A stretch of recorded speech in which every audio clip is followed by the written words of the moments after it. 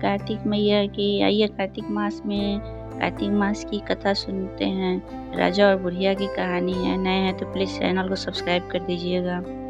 एक गांव में गरीब बुढ़िया रहती थी। उसका अपना कोई सगा नहीं था। वह दिन रात कान्हा जी की भक्ति में लीन रहा करती थी और रोज सुबह गंगा स्नान करने जाया करती थी।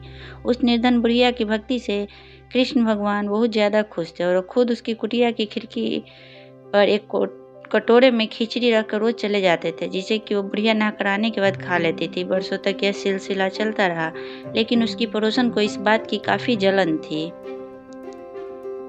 एक दिन बुढ़िया नहाने चली गई और कृष्ण जी उसके घर की खिड़की पर खिचड़ी रखकर गए तो वो दुष्ट पड़ोसन ने वो खिचड़ी का कटोरा घर के पिछवाड़े फेंक दिया।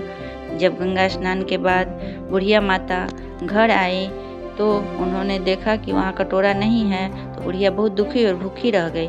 पड़ोसन ये सब देखकर बहुत खुश हुई, लेकिन जहाँ उसने खिचड़ी फेंकी वहाँ पर एक पौधा उगाया और उसमें 2 सुंदर फूल खिल गए, जिनकी सुगंध काफ़ी अलग थी।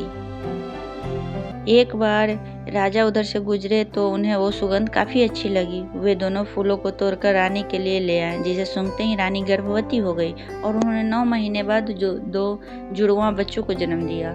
दोनों राजकुमार जब बड़े हुए तो किसी से भी बात नहीं करते थे, लेकिन अक्सर जंगल में शिकार करने चले जाते थे, जहां उनकी मुलाकात उस बुढ़िया से होती थी। ये बात जब राजा को पता चली तो बहुत हैरान हुए।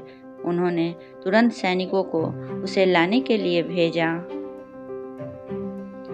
दरबार में जब बूढ़ी महिला पहुंची तो राजा ने पूछा, मेरे दोनों बेटे किसी से बात नहीं करते हैं, लेकिन आपसे बात करते हैं, क्यों और कैसे?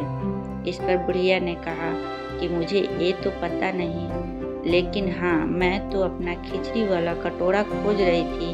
तब एक दिन ये दोनों मुझे मिले और कहने लगे कि मैं आपका खिचड़ी हूँ और मैं आपका कटोरा हूँ।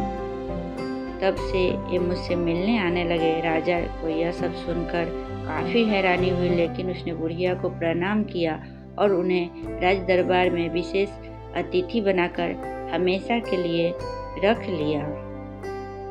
राजकुमार काफ़ी प्रसन्न हुए।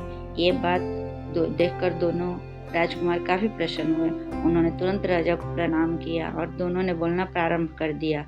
संयोग से ये सब कार्तिक मास में हुआ।